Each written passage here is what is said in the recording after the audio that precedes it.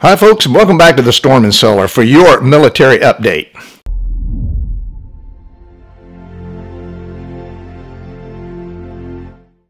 Lots of stuff's going on in the military these days, so let's get started.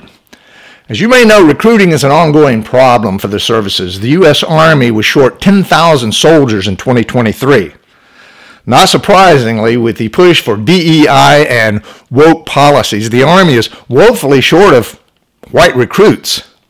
According to military.com, white recruits have been falling for several years now, and as to a low of 25,070 in 2023.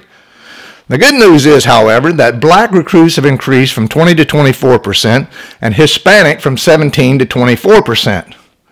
Again, trying to find a solution to a poor recruiting problem, a couple of bipartisan congressmen, Democratic Representative Pat Ryan from New York and Representative Republican John James from Michigan, have put forth a bill that would allow illegals to fast-track to citizenship by joining the military. The bill is called Courage to Serve Act. Of course, there have been some pushback from both veterans and military personnel who are concerned with serving with those who have already thumped their noses at the U.S. law by entering the country illegally, and many coming from areas of the world who hate America.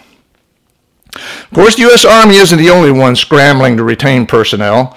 The Air Force and the U.S. Space Command has decided to reinstate the warrant officer rank into its ranks. Again, the services are trying to figure a way to retain qualified service personnel who are also leaving by the droves.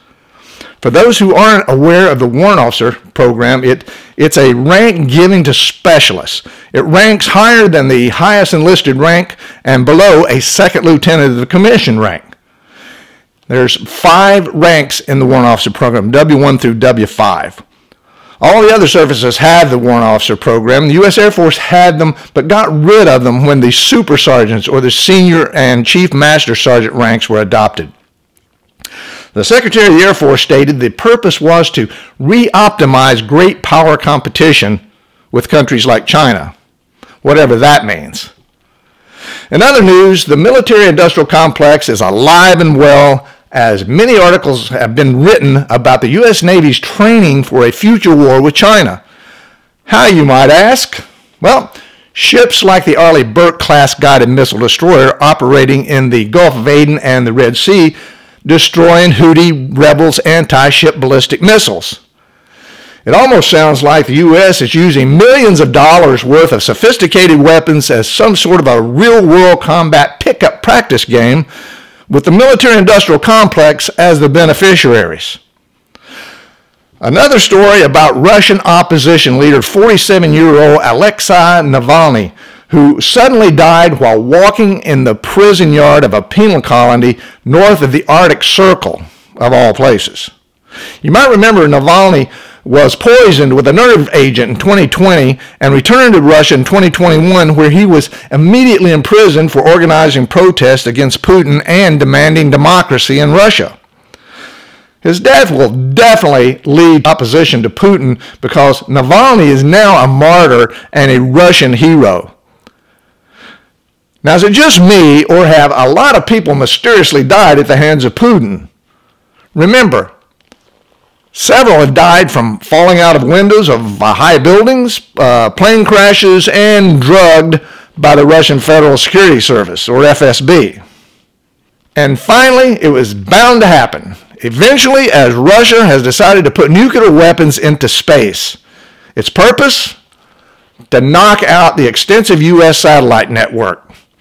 If deployed, it would destroy America's civilian communications and military surveillance and military command and control operations, rendering America dead in the water with the exception of a retaliatory strike of ICBMs and SLBMs, which are not dependent on satellites but utilize an inertia guidance system.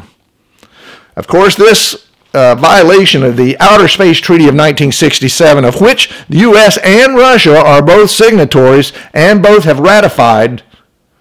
Naturally, treaties and agreements mean nothing to Putin, such as the 1994 Budapest Agreement, where Ukraine, then the third largest nuclear force on the planet, gave all of its nukes back to Russia, with an agreement that Russia would never attack them.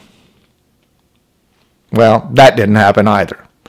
What a topsy-turvy world we live in. Well, that does it for this week's military update. If you liked the video, please like and share with your friends. Until next time, make sure all your takeoff and landings equal.